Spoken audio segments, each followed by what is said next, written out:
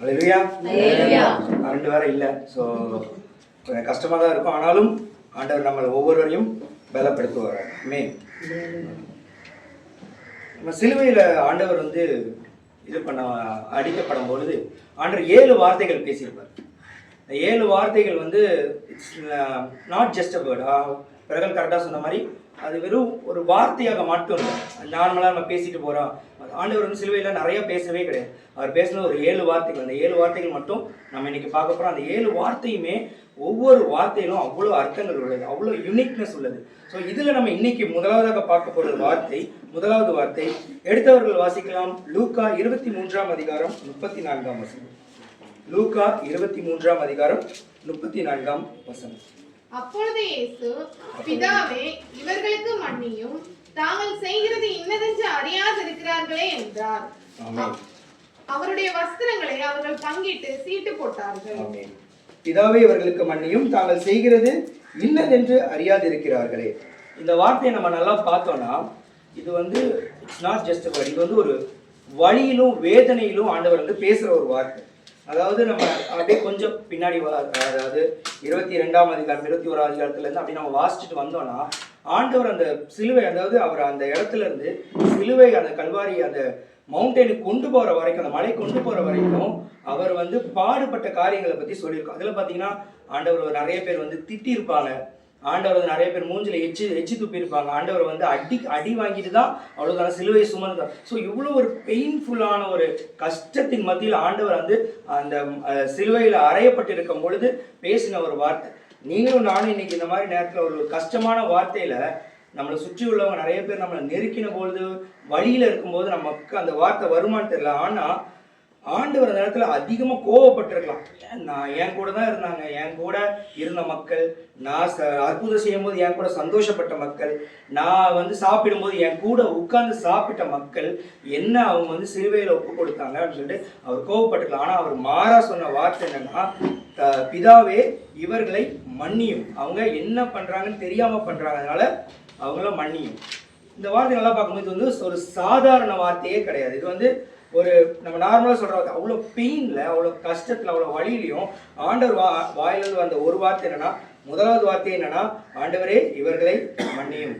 ஆனால் நம்ம சில நேரத்தில், நானே இருந்தாலுமே சில நேரத்தில் ஏதாவது ஒருத்தவங்க நம்ம எனக்கு ஏதாவது செஞ்சாங்கன்னா அவங்கள நான் மன்னிக்க மாட்டேன். அவங்க நான் ஏன் மறக்கணும், அவங்க செஞ்ச காரணங்களை ஏன் மறக்கணும்னு சொல்லிட்டு நான் நமக்குள்ள நிறைய நேரத்தில் செஞ்சிச்சிருக்கோம். ஆனால் அவ்வளோ வேதனையிலும் ஆண்டவர் வந்து என்ன சொல்கிறாருன்னா, ஆண்டவரே, இவர்களை மன்னியும். அந்த மன்னியும்ன்ற வார்த்தையை பற்றி தான் இன்னைக்கு நம்ம பார்க்க போகிறோம். அந்த மன்னிப்பு எவ்வளோ ஒரு சக்தி வாய்ந்தது, அந்த மன்னிப்பு எப்படி நம்மளுடைய வாழ்க்கையை மாற்றப் போகிறது அப்படின்றத பற்றி நம்ம இன்னைக்கு பார்க்க போகிறோம். முதலாவது, இந்த மன்னிப்பு எதை காட்டுக்குதுன்னா அப்படின்னா தேவனுடைய இருதயத்தை அது காட்டுது.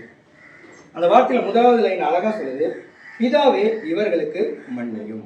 இந்த வார்த்தை வந்து வெறும் வார்த்தை மட்டும் இல்லாமல் அது என்ன காட்டுதுன்னா அது தேவனை காட்டுது.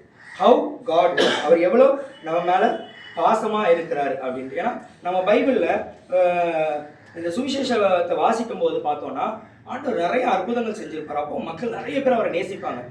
மக்கள் ஆண்டவர் போகிற இடத்துலலாம் அற்புதம் செய்வார். அப்போ அதெல்லாம் ஆண்டவர் மக்கள் பார்க்கும்போது அவர் அவ்வளோ நேசித்தாங்க. ஆனால் இந்த இடத்துல ஆண்டவர் வந்து அவங்க விட்டு கொடுத்துட்டாங்க. எனக்கு வந்து இயேசு வேண்டாம், பரபாசை விடுதலை பண்ணுங்க அப்படின்னு சொல்லிட்டு இயேசுவை விட்டுட்டாங்க.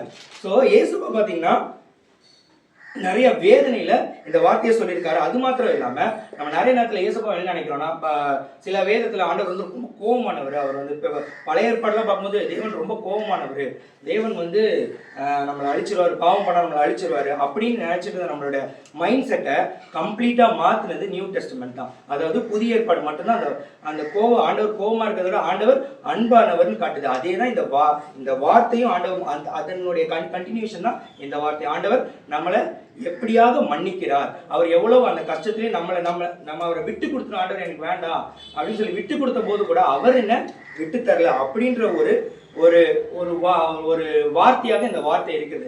நிறைய பேர் அவர் துப்புனாங்க, நிறைய பேர் அவரை கஷ்டப்படுத்துனாங்க, நிறைய பேர் அவரை வேதனைப்படுத்தும் போது கூட அவர் சொன்ன ஒரு வார்த்தை, ஆண்டவரே இவர்களை மன்னிங்க. எப்படி ஒரு சின்ன குழந்தை வந்து தப்பு செய்யும் போது அப்பாவோ அம்மாவும் வச்சுட்டு என்ன பண்ணுவாங்க, அதை கண்டிப்பாங்க, அடுத்து என்ன பண்ணுவாங்க, அதை அரவணைப்பாங்க, அடுத்து சேர்த்துக் கொள்வாங்க. இதே மாதிரி தான் ஆண்டவரும் முதல்ல கண்டிப்பா இருந்தாலும் ஆண்டவர் நம்மளை அரவணைக்கிற தேவனா இருக்கிறாரு, நம்மளை அன்பு செய்கிற தேவனா இருக்கிறாரு. ஒரு எக்ஸாம்பிள் ஸ்டோரி ஒன்று பார்த்தோம்னா, கோரி டென் பூம் அப்படின்னு ஒரு இளம்பெண் என்ன பண்ணாங்க, வேர்ல்டு வார் 2 உலகப்போர், 2ஆம் உலகப்போர் அப்போ வந்து ஜெயிலில் தூக்கி போட்டாங்க. ஜெயிலில் தூக்கி போடும்போது அவங்க என்ன பண்ணாங்கன்னா ரொம்ப கொடுமைப்படுத்துனாங்க, அடிச்சாங்க, அவங்கள வந்து அவமானப்படுத்துனாங்க, அவங்கள வந்து ரொம்ப ரொம்ப கஷ்டப்படுத்துனாங்க. அவங்க அந்த ஜெயிலில் ரொம்ப கஷ்டப்பட்டுட்டு இருக்கும்போது ஒரு நாள் வந்து ஒரு ஜெயிலர், அடித்த ஒரு ஜெயிலர் வந்து என்ன சொல்றாரு, அந்த மேடம்கிட்ட போய் அம்மா என்னை மன்னிச்சிருமா அப்படின்னு சொல்றாரு.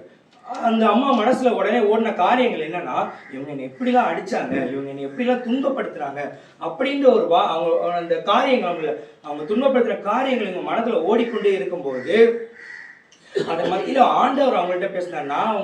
நான் வந்து என்ன வந்து அரைஞ்ச என்ன மக்களை என்ன எப்படி கஷ்டப்படுத்துறாங்களோ உன்னையும் அப்படி கஷ்டப்படுத்துறாங்க, ஆனா நான் அவர்களை மன்னித்தது போல நீ அவர்களை மன்னிக்கணும்னு சொல்லி அந்த வார்த்தை அவங்கள்ட்ட பேசின உடனே அவங்க அந்த ஜெயிலரை பார்த்து சொன்னாங்க, நான் அவங்களை மன்னிச்சிட்டேன், உங்களை மேல எனக்கு எந்த ஒரு கோபமும் இல்லை அப்படின்னு அவங்க சொன்னாங்களாம்.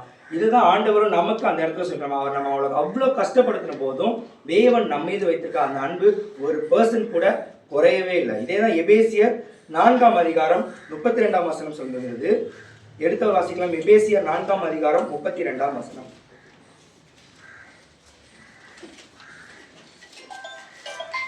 ஒருவருக்கொருவர் தயவாயும் மன உருக்கமாயும் இருந்து கிறிஸ்துவுக்குள் தேவன் உங்களுக்கு மன்னித்தது போல நீங்களும் ஒருவரை ஒருவர் மன்னியுங்கள். இதேதான் அந்த கேரி டீமும் இதே தான் பண்ணாங்க. தேவன் நம்மளுக்கு மன்னித்தது போல நம்ம மற்றவங்களுக்கு மன்னிக்கணும். ஸோ இன்னைக்கு நம்ம யோசிப்போம், உண்மையாவே நம்ம இயேசுப்பாவோட இருதயத்தை அறிஞ்சிருக்கிறோமா, அவர் உண்மையாவே நம்ம மேல அன்பு வச்சிருக்காருன்னு அறிஞ்சிருக்கிறோம். நிறைய நேரங்களில் நம்ம வந்து வெளி உலகத்தை பார்ப்போம், வெளி உலகத்தில் போவோம், நிறைய காரியங்கள் நம்மளை தாக்கும், நம்மளை வந்து ரொம்ப பலவீனப்படுத்தும். ஆனாலும் இன்னைக்கு நம்ம உண்மையாவே இயேசுப்பாவோட இருதயத்தை அறிஞ்சிருக்கோமா, நம்ம ஒருத்தர் பேசினா அவர்களுக்கு மீது நம்ம எப்படி ஒரு ரியாக்ஷன், ஆண்டவர் வந்து அவங்க மேலே நம்ம கோபம் கொள்றோமா, இல்லை ஆண்டவரை போல நம்ம அதை மன்னிக்கிறோமா அப்படின்றத முதலாவது பக்கம் சொல்லுது. ரெண்டாவது வந்து மன்னிப்பு பாவத்தின் சங்கிலியை உடைக்கிறது. ஸோ ஏசப்பா சொன்னார், பிதாவே இவர்களுக்கு மன்னியும், அடுத்தலை தாங்கள் செய்கிறது இன்னதென்று அறியாதிருக்கிறார்களே அப்படின்னு. ஸோ ரெண்டாவது அந்த மன்னிப்பு பாவத்தின் சங்கிலியை உடைக்கிறது. ஸோ அது தேவனுடைய இருதயத்தை மட்டும் காட்டுறதுல என்ன பண்ணுன்னா பாவத்தின் சங்கிலியை உடைக்கிறது. ஒரு செயின் எப்படி இருக்கும்னு பார்த்தோம்னா, ஒரு பாயிண்ட் ஆரம்பிச்சு அப்படியே கண்டினியூஷனாக போயிட்டே இருக்கும். இதே மாதிரி தான் பாவமும். எப்படின்னா, பாவம் நமக்குள்ளே வரும்போது என்ன பண்ணா, நம்ம ஃபஸ்ட்டு ஒரு பாவம் நம்மளை காயப்படுத்தும். இந்த காயப்படுத்தும் போது அது என்ன பண்ணா கோபமாக மாறும். அந்த கோபம் என்னவா மாறும்னா பழி வாங்குதலாக மாறும். அந்த பழி வாங்குதல் வந்து இன்னும் என்ன பண்ணா ஒரு காயத்தை நமக்குள்ள உருவாக்கிட்டே இருக்கும். ஸோ அது ஒரு செயின் மாதிரி போய்கிட்டே இருக்குமே தவிர அது வந்து ஒரு இடத்துல நிற்காது. அது ஒரு மாதிரி ரிவால்வ் ஆகிட்டே இருக்கும். ஏன்னா ஒன்று நமக்குள்ள காயம் வரும், நமக்கு வச்சா நம்மளை இப்படி ஒருத்தவங்க பண்ணிட்டாங்கன்னா நமக்கு அவங்க மேலே கோவம் வரும். அந்த கோவம் என்ன ஆகுனா பழி வாங்குதெல்லாம் மாறும். ஸோ இந்த மாதிரி ஒரு செயின் வந்து நடக்கும்போது ஆண்டவர் அந்த இடத்துல அதாவது சிலுவையில் மன்னிப்புன்ற ஒரு வார்த்தையினால அந்த செயினை ஸ்டாப் பண்ணுறாரு. ஆண்டவர் நினைச்சிருக்கலாம், இவங்க என்னை வந்து நான் கூடவே இருந்தேன், என்னை வந்து இப்படி பண்ணிட்டாங்கன்னு சொல்லிட்டு அந்த ஒரு செயினை அவர் கண்டினியூ பண்ணியிருக்கலாம். ஆனால் அவர் என்ன சொல்ற, முதல் வார்த்தையிலேயே அவங்க வந்து அங்கே நின்று அவரை வந்து பலி கொடுத்த மக்களாக இருக்கட்டும், அங்கே இந்த காவலராக இருக்கட்டும், இல்லை வந்து ஆண்டவர் இந்தி தன்னத்த மக்களாக இருக்கட்டும், எல்லாரையும் ஆண்டவர் என்ன பண்ணுறாரு, அந்த இடத்துல பிரேக் பண்ணி மன்னிப்புன்ற ஒரு வார்த்தையை ஆண்டவர் அந்த போட்டு அதை பிரேக் பண்ணுறாங்க அந்த செயினை.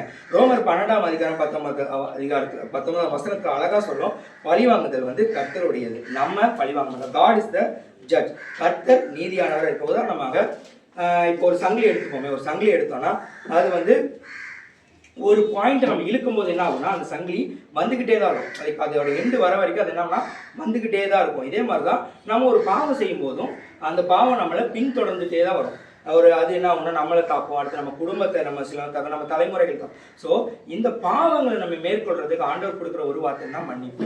நம்ம இன்னைக்கு நம்ம சில காரியங்கள்ல நம்ம நிறைய நேரத்தில் நிறைய பேர்கிட்ட வந்து விட்டு கொடுக்க கூடாத ஒரு மனப்பான்மை இருக்கலாம். இவங்களுக்கு நான் பேசணும், இவங்க கிட்ட நான் ஏன் அப்படி சொல்லி விட்டு கொடுக்குற மனப்பான்மை நம்மள்கிட்ட இல்லாமல் இருக்கலாம். ஆனால் இன்னைக்கு இந்த இடத்துல ஆண்டவர் வந்து அழகா இந்த மன்னிப்புன்ற ஒரு வார்த்தையில அந்த சங்கிலின்ற அந்த மன்னிப்புன்ற சங்கிலியை அறுக்க போறது போல நம்மளும் நிறைய நேரத்துல நம்மளை உதாசீனப்படுத்தினவர்களை நம்ம விட்டு கொடுத்து போகணும். ஏன்னா ஒரு மிஷினரி இருக்காங்க, எத்தனை பேர் தெரியும் தெரியல, ஜிம் எலியட், அப்புறம் வந்து எலிசபெத் எலியட். அவங்க வந்து ஈக்குவட்டோரியன் ஒரு ஜங்கல்ல வந்து ஆக்சுவலாக உரானி ட்ரைப் அந்த மக்கள் மத்தியில் ஊழியர் சொன்னாங்க. ஆக்சுவலாக ஜிம் எலியட்ன்றவர் தான் அவரும் நான்கு நண்பர்களோட அந்த தீவுக்கு போனாங்க. போகும்போது என்ன ஆச்சுன்னா 1956 அவரையும் அவர் 4 நண்பர்களையும் கொலை செஞ்சுட்டாங்க. அந்த மக்கள் வந்து ஈட்டின்னு சொல்லுவாங்க, அதை வச்சு குத்தி கொலை பண்ணிட்டாங்க. ஏன்னா அவங்க வந்து யூஸ்வலாக அவங்க அக்செப்ட் பண்ணிக்க மாட்டாங்க. அந்த மக்கள் வந்து யாரையுமே அக்செப்ட் பண்ணிக்க மாட்டாங்க. இவங்க என்ன பண்ண ஈட்டியால் குத்தி கொண்டுட்டாங்க. ஸோ இந்த நியூஸ் என்ன ஆகுதுன்னா, எலிசபெத் எலியட் அவங்க ஒய்ஃபுக்கு நியூஸ் பண்ண மாதிரி அவங்க ஹஸ்பண்டை கொண்டுட்டாங்க அப்படின்னோடனே அவங்க வந்து உடனே என்ன பண்ணாங்கன்னா, அவங்க 10 வயசு குழந்தைய வந்து கொண்டுட்டு அதே தீவுக்கு வந்தாங்க. நம்ம யோசிக்கலாம், எதுக்காக வந்தாங்க? அவங்க ஹஸ்பண்டை கொண்டுட்டாங்களே, அவங்க வந்து கோவமா இருக்கணுமே அப்படின்னு பார்க்கலாம். இல்லை, அவங்க என்ன பண்ணாங்கன்னா, எந்த இடத்துல அவங்க ஹஸ்பண்டை கொண்டாங்களோ, எந்த இடத்துல அந்த மக்கள் அவங்க ஹஸ்பண்டை கொண்டாங்களோ அதே இடத்துக்கு வந்து அதே மக்கள் அந்த ட்ரைப் பீப்புள் வந்து ஒரு 600 பேர் இருப்பாங்க அந்த இதில். ஸோ அந்த 600 பேர் மத்தியத்தில் அவங்க திருப்பியுமாக அவங்க மொழியை கற்றுக்கிட்டு அதே இடத்துல ஊழியம் பண்ணாங்க. அவங்க என்ன சொல்றாங்கன்னா, இந்த மக்களை மன்னிச்சு, இந்த மக்கள் வந்து எங்கள் ஹஸ்பண்டை கொண்டது முக்கியம், அவங்க இயேசுவை ஏற்றுக்கணும் அப்படின்னு சொல்லிட்டு அவங்க எந்த இடத்துல அவங்க ஹஸ்பண்ட் விட்டுட்டு போனாரோ, ஒரு கணவர் எந்த இடத்துல விட்டுட்டு போனாரோ அதே இடத்துல அவங்க திருப்பியுமாக அந்த ஊழியத்தை தொடங்கினாங்க. ஸோ அதன் மூலியமாக நிறைய பேர் இயேசுவை அந்த இடத்துல ஏற்றுக்கொண்டாங்க. அதன் மூலியமாக இன்னும் நிறைய பேர் இன்னுமே அந்த அந்த அந்த இடத்துல நிறைய பேர் அந்த மாதிரி மாறிக்கிட்டே வராங்க. ஸோ இதன் மூலியமாக பழி வாங்குதல் வந்து நம்மளுக்கு கிடையாது. பழி வாங்குதல் ஆண்டவர் பார்த்துப்பார். நம்ம வேலை என்னன்னா ஆண்டவருக்காக ஓடணும். இன்னைக்கு நம்ம நிறைய பேர் இதே மாதிரி அந்த ஜிம் எலியட் இறந்த பிறகு அவங்க வந்து அவங்க ஒய்ஃப் எவ்வளோ அன்பா அந்த மக்களை திருப்பியும் போய் ஒரு வெறுப்போ இல்லை என் ஹஸ்பண்டை ஏன் கொண்டாங்கன்ற ஒரு அந்த காரியங்களும் இல்லாமல் அவங்க போய் அந்த மக்களை சந்திக்கும் போது அவங்க மனசுல எவ்வளோ ஒரு அன்பு, ஆண்டவருடைய அன்பு இருந்து அதை நடத்தணும். அதே போல இன்னைக்கு நீங்களும் நான் நிறைய நேரத்தில் நம்மளை கஷ்டப்படுத்தினவங்களை, நம்மளை வந்து ஏற்றுக்கொள்ளாதவர்களை நம்ம பார்க்கவே விரும்ப மாட்டேங்கிறோம். நம்ம வந்து அவங்க வந்து பார்த்தா போதும், நம்ம ஏன் போய் பார்க்கணும், அவங்க வந்து நடந்துட்டா போதும், நம்ம ஏன். ஸோ இந்த மாதிரி நமக்குள்ள நிறைய காரியங்கள் வந்து ஒரு ஸ்டெப்பானா சில இடத்துல நம்மளை அடுத்த ஸ்டெப் எடுத்து விட முடியாமல் இருக்குது. ஆனால் இன்னைக்கு ஆண்டவர் சிலுவையின் மூலியமாக சொன்ன வார்த்தை மன்னிப்பின் மூலியமாக நிறைய காரியங்கள் அவர்கிட்ட ஆண்டவர்களை கற்றுக்கொண்டு நாம் இன்னைக்கு வந்து இந்த காரியங்கள் நம்ம மனசுலேருந்து எடுத்து போட்டு நம்மளுடைய